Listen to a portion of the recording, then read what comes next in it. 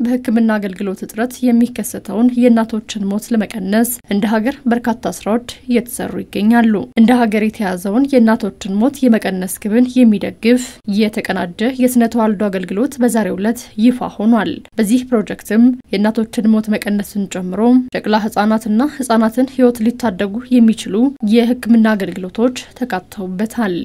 300 በሚሆኑ የማዋለድ አገልግሎታቸው በቀን ከ5 በላይ የሆነ ወይንም ሃይ ኬዝ ሎድ ፋሲሊቲስ ወይም ብዙ እናቶችና ህጻናትን የሚያገለግሉ ጤና ድርጅቶች ላይ አትኩሮ የሚሰራ ነው።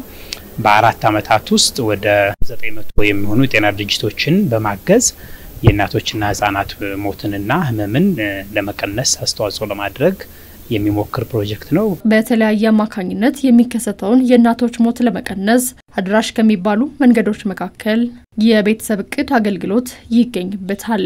ይህን ታሳቢ በማድረግም በ6 ክልሎች ተግባራዊ የሚደረገው የተቀናጀ የስነ ተዋልዶ አገልግሎት ከ1 ሚሊዮን በላይ የሚሆኑ እንስቶችን ተደራሽ ያደርጋል። እዚህም ወደ 1.7 ሚሊዮን የሚሆኑ እናቶችን በወሊድ ጊዜ የሚከሰተን የደም መፍሰስ ጋር በተያያዘ ችግር የሚገጥማቸው እናቶችን ይታደጋል። እንደዚሁ ደግሞ ከ1.6 ሚሊዮን በላይ የሚሆኑ እናቶችን የቤተሰብ እቅድ አገልግሎትን ተደራሽነት እንደዚሁ ያደርጋል። የተቀናጀ የስነ ተዋልዶ ጤና የእናቶች የህፃናት የጨቅላ ህጻናትና የአፍላ ወጣቶች ስለሆነ አንድ የተቀናጀ ነው። ሁለተኛው ደግሞ የድህረ ወሊድ ቤተሰብ እቅድ አገልግሎት ውስጥ አለ።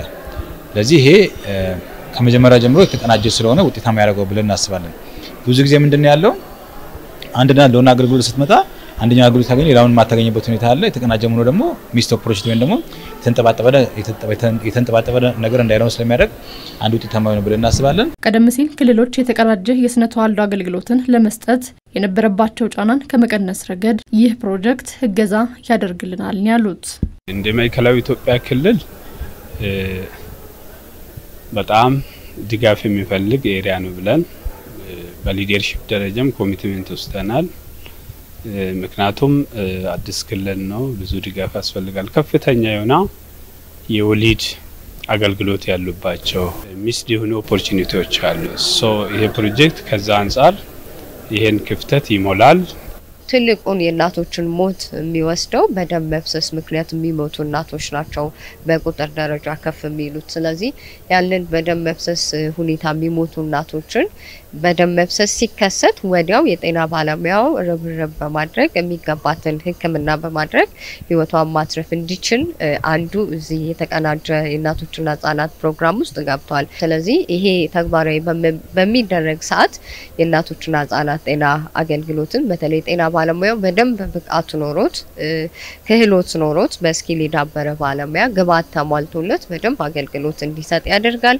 ከፍተኛ የተገልጋይ ጫና ያለባቸው የሕክምና ተቋማትን የተሻለ ሕክምና ለተገልጋይ ያቀርቡ ዘንድ እድል እንደሚሰጥ የተነገረለት የተቀናጀ የስነ ተዋልዶ አገልግሎት እንደ ሀገር የእናቶችን ሞት ከመቀነስ ብሎም የስነ ተዋልዶ አገልግሎትን ከማሻሻል ረገድ የተሰሩ ያሉ ስራዎችን ከመደገፍና ውጤትን ከማስመዝገብ ረገድ አስተዋጽኦ የጎላ ነው ተብሏል። ቤተሰብ እቅድ ስናነሳ የእናቶችን ሞት እስከ 40% ይቀንሳል፣ አንዱ ውጤታማ ያደርገዋል። እንዲሁም ደግሞ የእናቶችን ሞት ለመቀነስ በተለይ በወሊድ በደም መፍሰስ ምክንያት የሚሞቱ እናቶች አሉ። አንዱ ኢሞቲቭ ያለው ኢንተርቬንሽን አለ፣ ይሄም ደግሞ ትልቅ አስተዋጽኦ ይኖራል። ሶስተኛው የጨቅላ ህጻናትን ሞት ለመቀነስ ደግሞ የተለያዩ መፍትሄዎች አሉ። እዚህ ውስጥም ደግሞ የተለያዩ አክቲቪቲዎች የተለያዩ ስራዎች ስላሉ ይሄም ደግሞ የመታመቱን ግብ ከማስተካከል አንፃር የራሱ ትልቅ አስተዋጽኦ ይኖራል። የጨቅላ ህጻናትና የህጻናትን ሞት ከመቀነስ ረገድ ከፍተኛ አስተዋጽኦ ይኖራል። እንደሚታወቀው እንደ ኢትዮጵያ የእናቶችና ህጻናትን ሞት ለመቀነስ ትኩረት ተሰጥቶ እየተሰራ ይገኛል። በተለይ እስከ 2030 የእናቶችን ሞት ቁጥር ምጣኔ አሁን ካለበት በከፍተኛ ደረጃ ዝቅ ለማድረግ እየተሰራ ይገኛል። የፕሮጀክትም እንደ ሀገር የተያዘውን ግብ እንዲሳካ ከማድረግ ረገድ የበኩሉ ሚና ይጫወታል።